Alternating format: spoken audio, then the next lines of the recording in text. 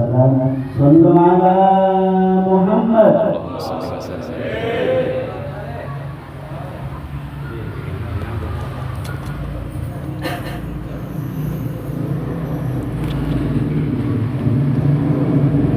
Assalamualaikum warahmatullahi wabarakatuh.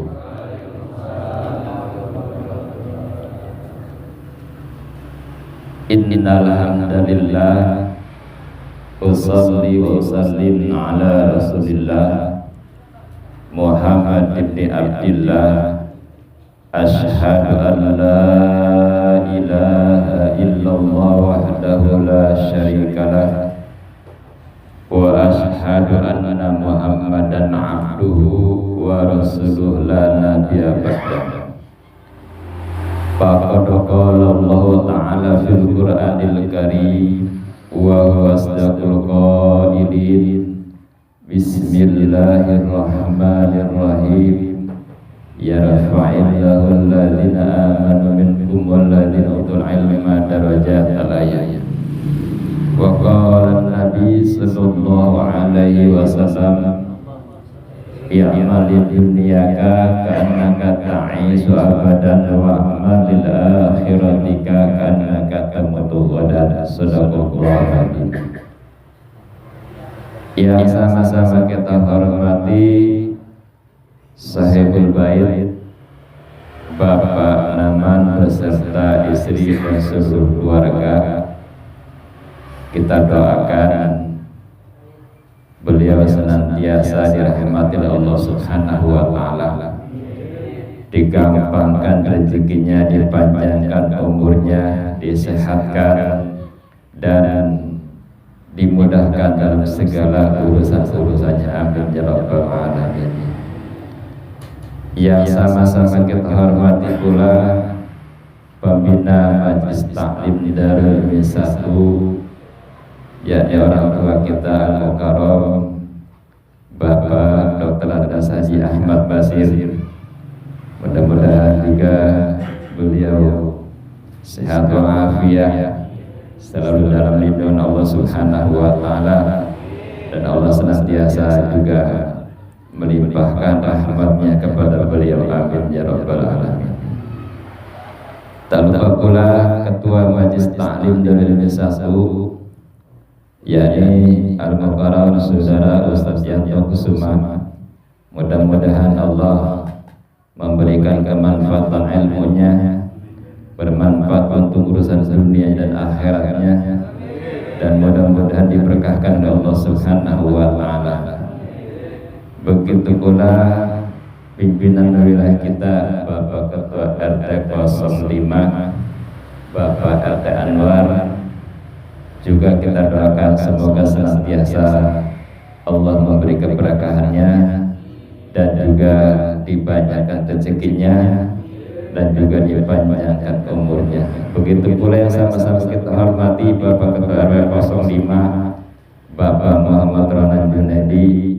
Kebetulan malam hari ini belum bisa menghadiri, mudah-mudahan pada Jumat yang akan datang bisa menghadiri. Amin ya rabbal alamin.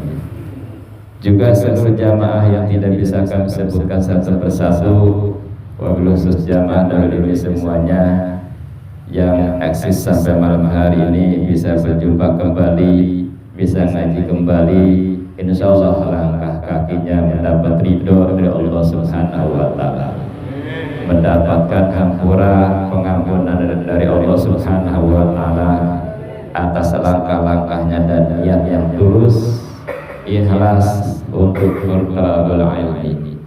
Jamaah sebelumnya yang hadir dengan ikhlas untuk melangkahkan kaki untuk bertalabul ilmi, untuk menuntut ilmu, untuk yasinan, untuk tahlilan di rumah Bapak Naman ini dengan ikhlas dan ridha, insyaallah Allah akan memudahkan segala-galanya. Jelas-jelas Allah akan mengampuni seluruh dosa-dosanya. Amin ya rabbal alamin.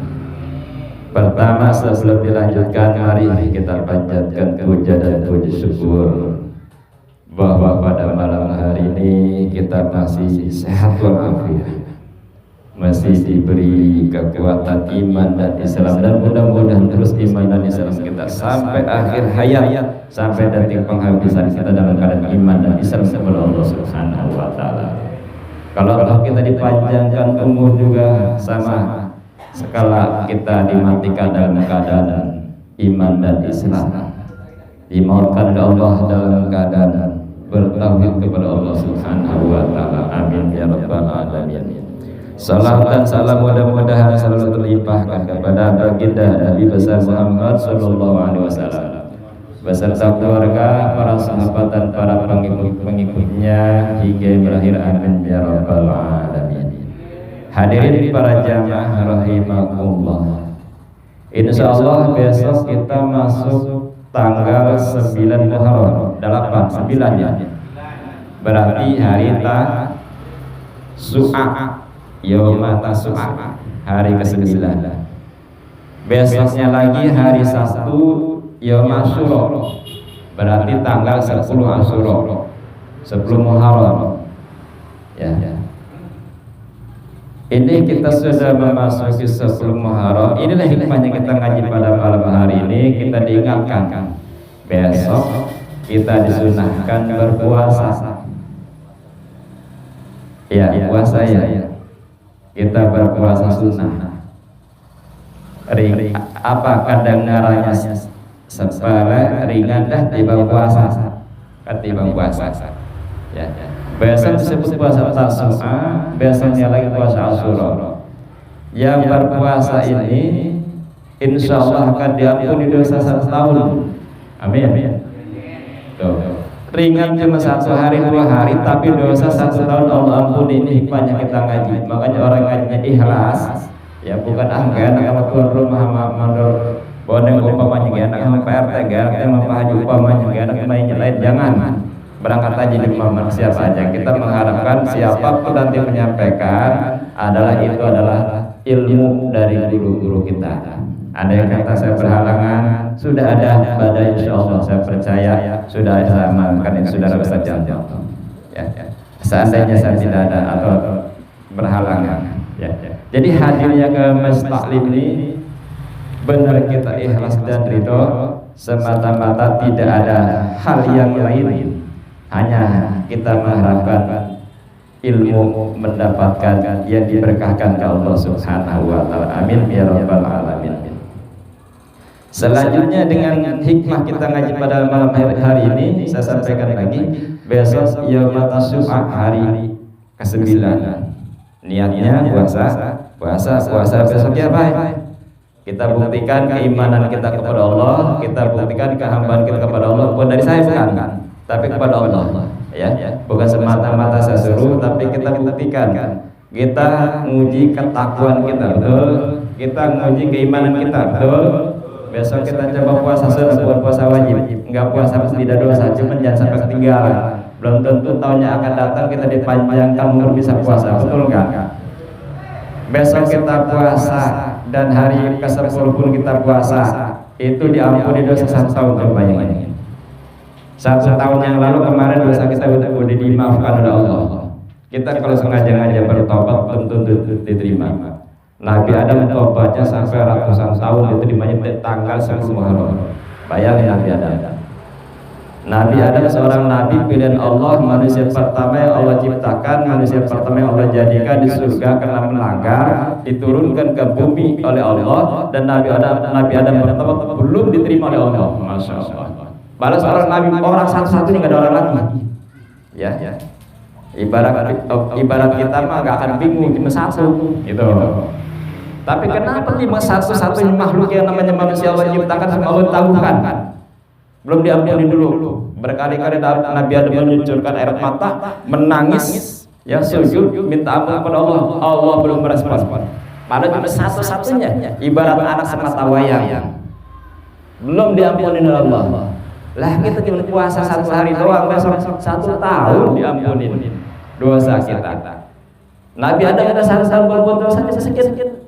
Kemarin saya sampaikan itu sekian detik makan buah kuldi kental, nah itulah menjadi perbuatan dosa. Cuman hitungan nggak sampai 1 menit lah kita 1 tahun berbuat dosa yang disengaja maupun yang tidak disengaja. Diampuni mudah banget nih. Keistimewaan kita sebagai umat Kanjeng Nabi Muhammad Shallallahu Alaihi Wasallam.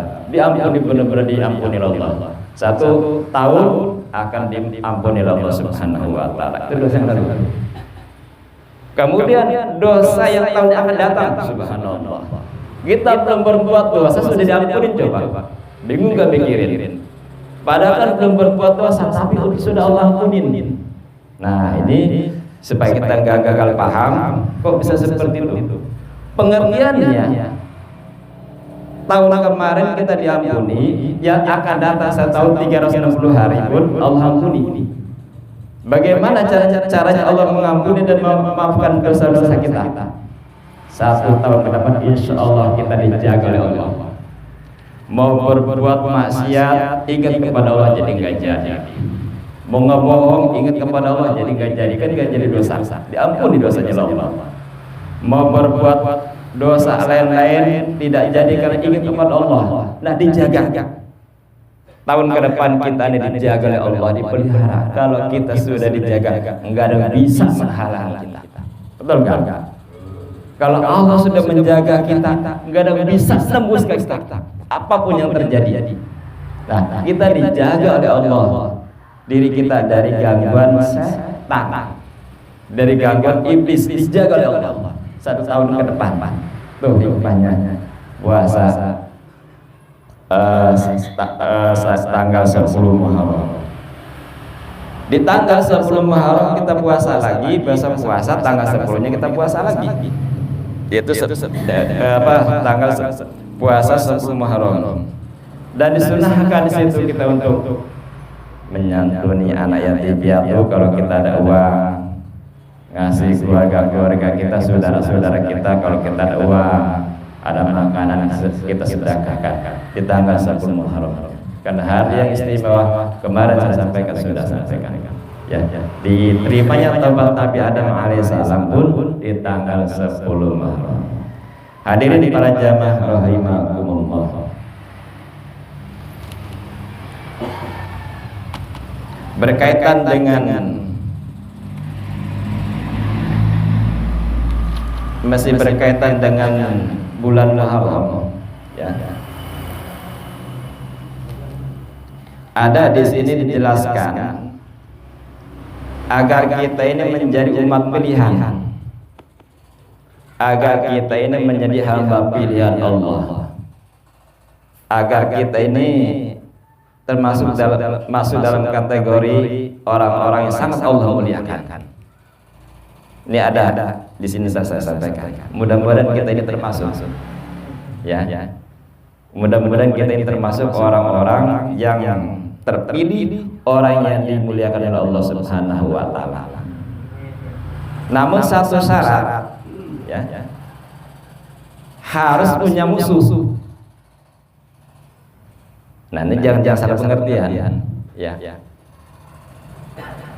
Hidup kita ini tidak ada yang tidak punya musuh, tapi kita harus punya musuh dan upayakan musuh ini biar terus mereka bertengkuk sampai mereka jungkir balik, sampai mereka kurus kering.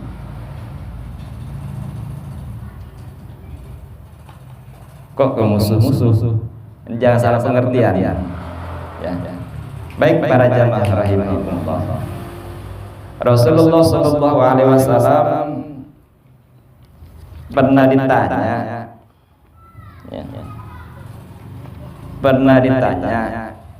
pernah menanya kepada iblis.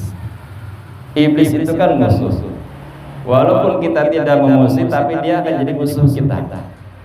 Iblis itu setan. Ya. Walaupun kita tidak memusuhi setan, tapi setan akan jadi musuh kita. Akan jadi, pasti jadi. Kalau akan jadi berarti sudah target. Kita ini target yang dimusuhi oleh setan. Rasulullah Shallallahu Alaihi Wasallam bertanya kepada setan, ya, kepada iblis, "Pakam ada min ummati?"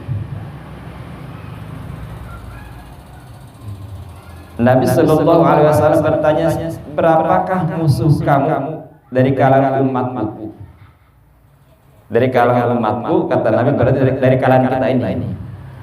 Siapa saja yang menjadi musuh iblis, siapa saja yang menjadi musuh setan. Kalau kita merasa menjadi musuh setan, ayo terus kita lawan, biar setan itu bertukuk-tukuk. Kalau setan nggak mati, tapi dia semakin kita dekat kepada Allah, semakin kita ibadah, setan semakin mengecil, semakin meluncur. Makanya setannya orang mukmin itu rata-rata kurus kering. Kemarin dibahas ngaji malam Selasa bab setan, supaya kita tahu musuh-musuh kita, dan supaya kita tahu bahwa kita dimusuhi oleh setan. Kalau kita sudah tahu dimusuhi, ayo kita lawan, kita jabani, biar musuh kita tambah kurus kering. Bagaimana cara supaya musuh kurus kering, berprestasi dalam ibadah? Apa yang dibenci oleh setan itulah kita lakukan. Maka setan semakin tersiksa. Musuh ini semakin tersiksa. Apa yang dibenci oleh setan itulah yang kita lakukan. Maka dia semakin mengecil, semakin tersiksa dan tersiksa. Maka Rasulullah tanya kepada setan, setan jujur jawab, ada berapa musuh dari kalangan umatku? Ya, yang dia apa kata Rasulullah? Pakama ada min ummati. Berapakah musuh kamu dari kalangan umatmu, kata Rasulullah? Maka setan menjawab, qala isruna nafar ya Muhammad. Qala isruna nafar, kata setan. Itu ada 20 golongan. Nah, 20 golongan. Kalau kita tidak masuk ini, udah kita cari aja terus. Mana yang dibenci oleh setan? Kalau kita dibenci apa? Yang kita dibenci oleh setan, justru yang akan mendekati ke kita, yang akan ngaping kita adalah para malaikat. Nah, paham ya? Kalau kita dibenci dan dimusuhi oleh setan, terus kita berupaya untuk mengalahkan setan, kita ini insya Allah akan diampuni oleh para malaikat. Tapi sebaliknya kalau kita mengikuti apa yang disenangi oleh setan, maka malaikat akan jauh. Itu kebalikan. Tapi kalau kita membenci apa yang dibenci oleh setan, yang dibenci oleh setan kita jalanin, setan semakin tersiksa, ya, malaikat semakin merapatkan. Itu ciri-cirinya. Yang pertama, awaluha anta Muhammad, Pak ini ugiduka. Yang pertama engkau Muhammad, yang pertama engkau, ya, kata setan. Bahasa kita, gua benci banget sama lu, kata setan. Ya, udah satu-satunya manusia di muka bumi yang sangat paling dibenci hanya Nabi Muhammad SAW. Itu oleh setan. Hanya setan saja benci. Ya. Makhluk satu-satunya di alam dunia benci kepada Nabi Muhammad hanya setan. Makanya kalau orang benci kepada Nabi Muhammad karena ketemu juga belum, dengar nama juga belum, ya, dengar pembicara juga belum, atau sudah benci kepada Rasulullah, salah. Pelajari dulu siapa Rasulullah. Sama dengan kita kadang kita nih, maaf, dihipnotis dengan medsos. Ya, dihipnotis dengan medsos. Ya, pemberitaan miring.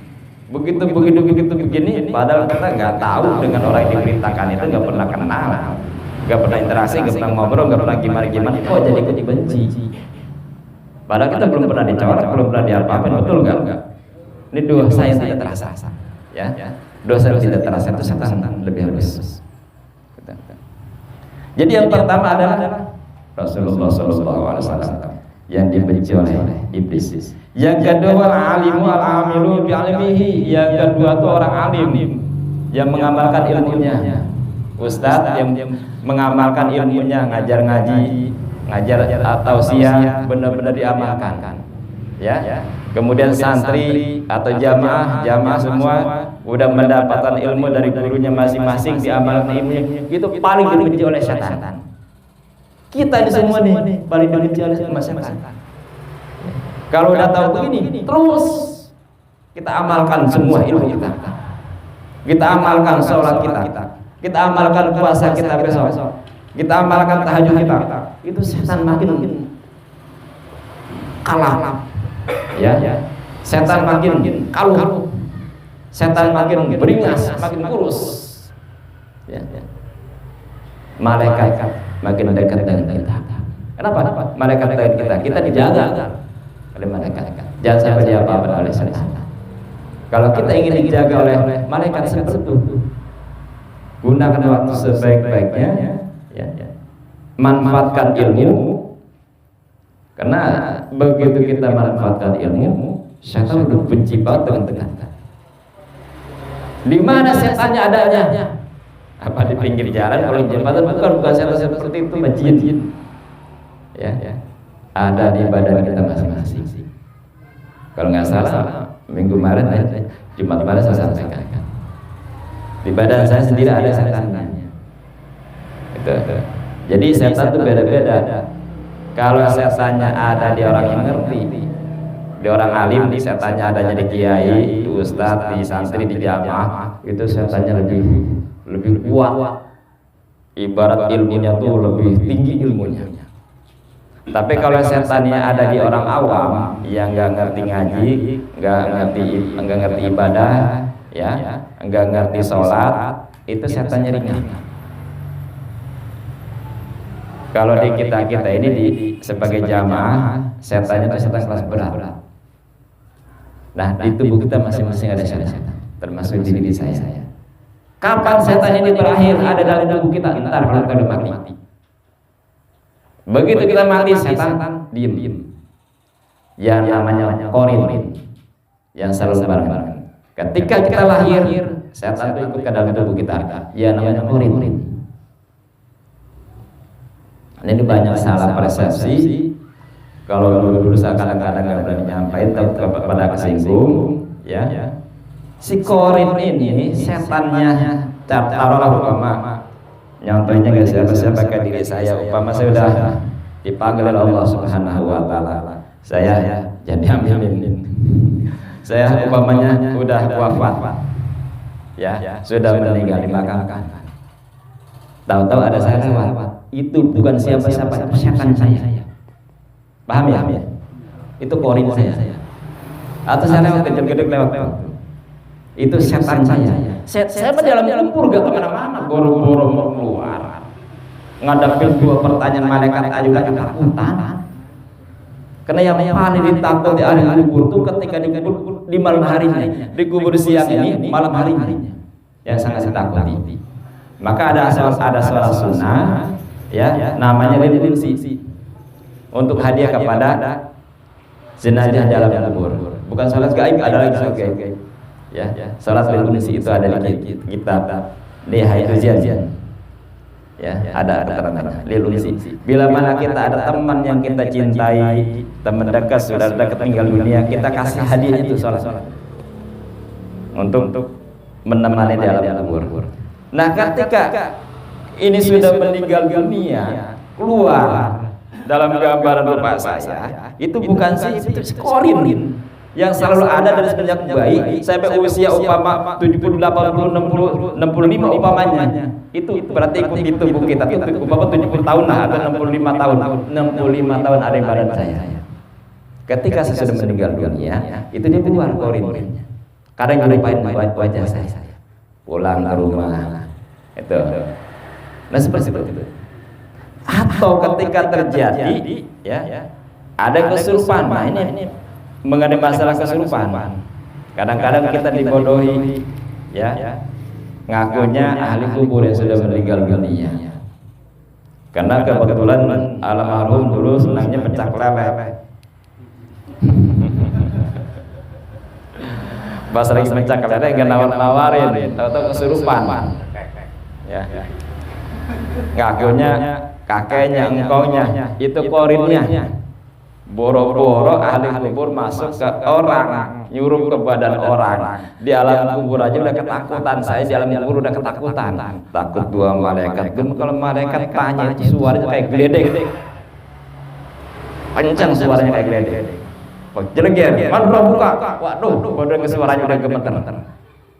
Boro-boro mau keluar dari dalam kubur, masuk badan orang guru, minta kopi pahit, minta teh botol, macam-macam. Itu yang seperti itu. Jin korin yang ketika Rasul meninggal dia ngayal. Suaranya, lagunya, lagak legeknya, jalannya sama dengan almarhum. Karena sekian puluh tahun ikut almarhum, akan tahu. Anak cucunya si A, si B tahu semua. Karena memang bersama dengan almarhum tadinya. Itu jin korin namanya. Ya selalu masuk kesurupan orang. Coba sekali-kali. Ya. Biar buat pembelajaran buat kita tambah pengalaman. Kalau nanti ada yang kesurupan, kemudian yang kesurupan tanya ini siapa?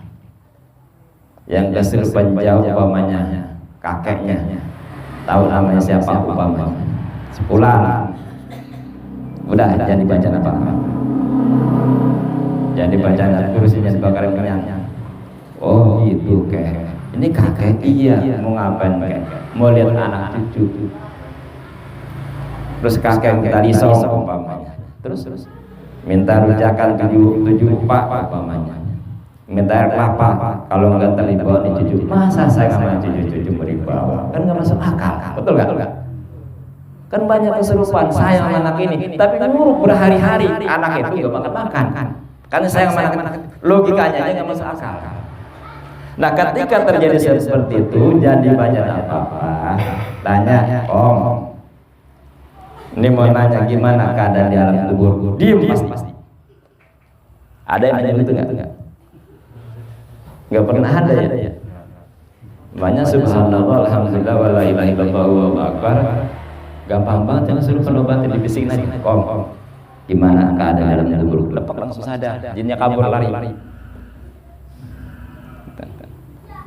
Kenapa ya masuk jin? Bukan engkongnya. Engkongnya sudah mati dalam kubur. Ada nggak yang kesurupan nerangan di alam kubur? Saya ada. Nah kalau ada kata enggak, malaikat munkar dan nakir. Udah tanya terus. Kalau nggak bisa jawab itu jin. Enggak ada. Enggak ada roh yang sudah masuk ke alam kubur keluar masuk orang. Enggak. Itu adalah setan. Itu jin korin yang membarengi. Nah kembali. Jadi yang jadi musuh setan yang pertama adalah anta ya Muhammad, yang kedua adalah alim wa amilun ilmihi, yang kedua adalah orang alim yang mengamalkan ilmunya, masya Allah. Ya kiai yang mengamalkan ilmunya, habaib yang mengamalkan ilmunya dan mengajarkannya, ustaz yang mengamalkan ilmunya dan mengajarkannya, santri yang mengamalkan ilmu dan mengajarkannya, itu yang dibenci oleh setan. Ya. Kalau udah begitu bagaimana? Terus kita amalkan, setan makin kurus, setan makin kecil. Kemudian yang ketiga, wahafilul Quran, idza yahmilu bima fihi. Yang ketiga itu adalah orang yang hafal Quran serta mengamalkan isinya. Hafal Quran, mengamalkan isinya. Itu yang dimusuhi oleh setan. Semakin dia menghafal, semakin dia meneras setannya itu semakin yang ada dalam tubuhnya, yang ada dalam diri setan makin tersisa. Orang-orang hafal Quran, tapi hafizul Quran wa amalun bil ilmi. Orang hafal Quran tapi mengamalkan isi kandungannya, mengamalkan Al-Qur'annya dan tafsirnya diamalkan benar-benar. Bukan hanya sekedar hafal saja. Kalau hanya sekedar hafal juga enggak bagus. Karena banyak para hafid yang terjerumus ke jalan yang salah. Hanya hafal saja tapi tidak ada ilmunya, tidak mengamalkan ilmunya. Banyak kisah-kisah para hafid. Pernah terjadi seorang hafid, namanya hafid Quran itu ada Al-Quran sudah hafal dalam hati. Satu Al-Quran isi 30 juz 6.666 ayat sudah hafal.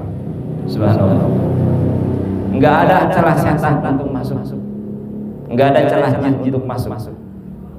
Karena Al-Quran dalam tubuhnya. Dengan catatan benar-benar mengamalkan isi kandungan Al-Quran. Tapi kalau hanya sekedar hafal saja, mesti belum bisa dijamin. Karena pernah terjadi seorang perempuan seorang perempuan, seorang tahfidah hafal Quran itu kesurupan, kan aneh. Kesurupan, jin bisa masuk kesurupan.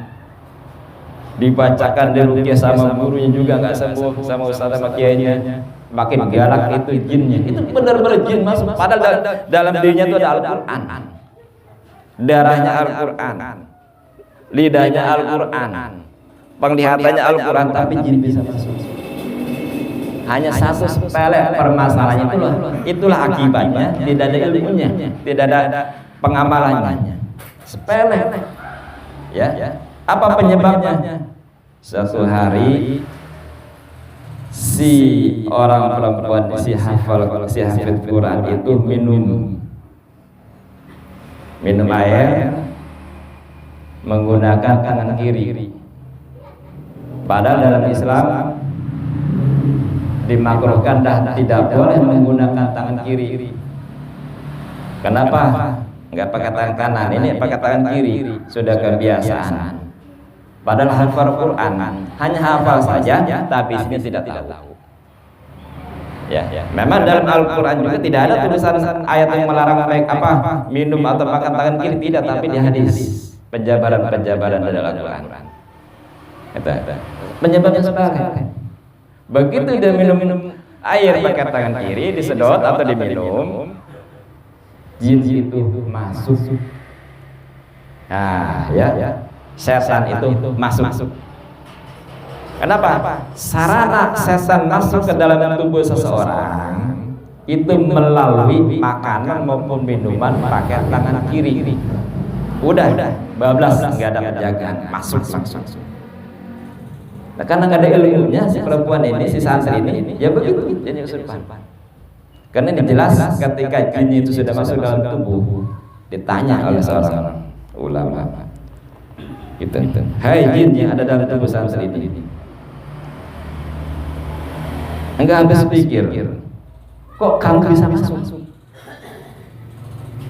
Sedangkan anak ini sudah hafal penuh Al-Quran, sudah ada Al-Quran dalam dirinya, darahnya mengalir, napasnya berjalan itu seiring dengan ayat-ayat Al-Quran. Kok kamu bisa masuk ke dalam tubuh anak ini? Jin itu tertawa. Kiai lupa apa? Ada keterangan di kitab. Kalau kita bilang di kitab, kita talim, kita adab, kita lain, dan ada di beberapa hadis ada keterangan dilarang makan minum menggunakan tangan kiri. Kenapa? Penyebabnya dilarang karena tangan kiri itulah aku dan bangsaku sangat mudah masuk ke dalam tubuh seseorang, sekalipun orang hafal Quran.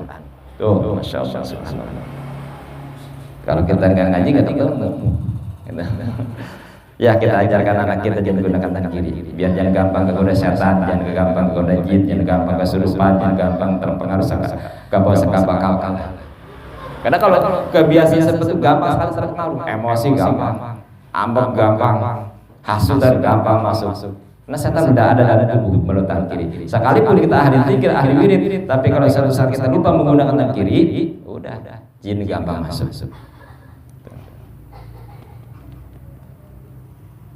Wis ngertos ya, ngerti ya, paham ya? Alhamdulillah. Ajarkan anak cucu kita biar jangan. Kalau udah kidal, umpamanya gimana? Paksain kalau masih usia setahun 2 tahun tuh. Jangan biarin, jangan merasa bangga. Oh, anak saya mah kiri, selalu tangan kiri, jangan. Ya, dilatih.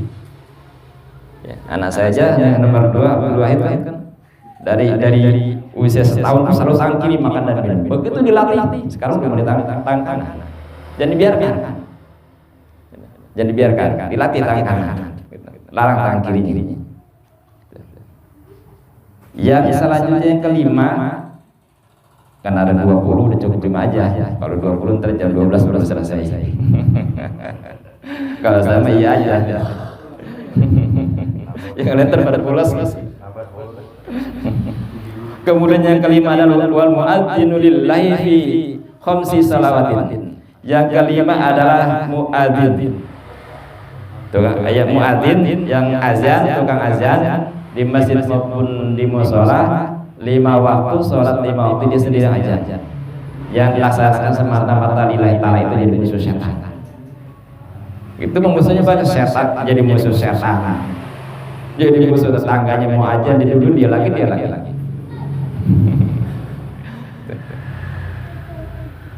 Lima waktu azan sholat, 5 waktu tepat waktu selalu dilaksanakan dan tidak pernah diganti. Memang seharusnya muadzin seperti itu. Ya, nah itu yang menjadi musuh setan. Ya, menjadi musuh setan. Semakin rutin dan semakin terus adzan, maka setan semakin benci kepada muadzin. Kenapa? Karena muadzin yang ada penjelasan di kitab Tankeh bab adzan. Orang yang rutin adzan setiap 5 waktu dan tidak pernah diganti oleh siapapun, ya, diganti itu nggak mau, tetap yang adzan. Itu nanti kalau mati jasadnya itu enggak hancur. Insya Allah masuk sampai hari kiamat. Karena dijaga oleh Allah. Ya, jasadnya itu tidak akan hancur, tidak akan dimakan belatung maupun ular tanah sampai hari kiamat. Dengan catatan azannya itu lillahi ta'ala. Azannya karena Allah lillahi ta'ala, bukan karena mengharapkan gaji. Kalau di Mekah, di Arab rata-rata azan itu digaji. Kalau uang kitanya itu 10 juta per bulan. Azan doang 10 juta, Masya Allah. Kalau di Al-Huda diadakan, wah rame pada daftar 10 juta sebulan. Azan doang tuh, Masya Allah, 10 juta. Ini azannya lillahi ta'ala, karena Allah. Ketika nanti meninggal dunia, jasadnya sampai hari kiamat belegeran, nggak akan hancur. Makanya banyak kejadian ketika makam dibongkar, masih utuh jasad. Itu orang-orang dulu seperti itu. Itu keistimewaan orang azan. Ya. Kenapa? Itulah sebabnya jadi musuh setan. Setan paling benci sama muadzin. Satu, gara-gara si muadzin ini orang jadi pada sholat.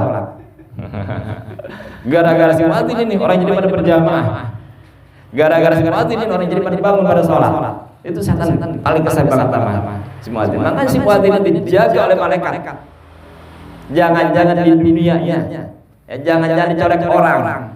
Di alam kubur pun batu pun nggak akan berani menyentuh. Sampai jasad itu sampai hari kiamat. Ini jelas-jelas dijaga oleh malaikat. Apalagi di dunia, ya, akan selamat. Ya. Itu muadzin. Yang adanya adalah lillahi ta'ala, karena Allah. Pemadal sudah ada mau daftar sama. Pak, saya mau daftar jadi tukang adzan, boleh nggak Pak? 5 waktu saja yang adzan. Sampai saya meninggal nanti. Ya nggak apa-apa kalau kamu mau. Yang penting suaranya cakep, bagus, luar biasa, melengking. Lah kalau salah juga grebek-grebek, ya repot pintarnya. Udah pengen grebek-grebek, ya udah. Jangan. Jadi yang benar-benar suaranya mantap, melengking, bagus. Dengarnya azan aja orang yang tidur aja bangun. Ini ya boro-boro, begitu dengar azan, pertama ngantuk. Azan juga bari ngantuk, gitu. Yang tidur tambah tidur. Yang cakep tuh yang lagi tidur setengah ngantuk, ya, begitu mendusin dengar azan, karena suara azan itu bersemangat, langsung bangun. Gitu. Nah ini makanya itu sangat dibenci oleh setan, sangat dimusuhi oleh setan. Hadirin para jamaah rahimakumullah. Cukup ya saya sampaikan, mudah-mudahan ada manfaatnya. Sekali lagi besok upayakan, mudah-mudahan bisa berpuasa. Belum tentu tahunnya akan datang kita bisa ngikutin, ya. Besok Jumat, kalau Jumat nggak bisa, hari Sabtu pas tanggal 10 Muharram, hari Sabtunya pas tanggal 10 Muharram, 1 hari. Insya Allah 1 tahun dosa yang lalu diampuni, yang akan datang pun diampuni dosanya oleh Allah Subhanahu wa Ta'ala. Kita belum tentu ketemu tahun yang akan datang. Mudah-mudahan kita panjangkan umur Allah Subhanahu wa Ta'ala. Selanjutnya mari kita doakan Siti Maisarah binti Bapak Naman supaya cepat sembuh. Supaya cepat sembuh, diberikan keturunan. Ya, belum punya anak Maisarah ya, Masya Allah, sudah berapa tahun ya. Biar guru-guru punya anak. Yuk kita hadiahkan Nabiullah Zakaria alaihissalam. Mudah-mudahan beliau mendengar sampai Fatihahnya kepada Nabiullah Zakaria alaihissalam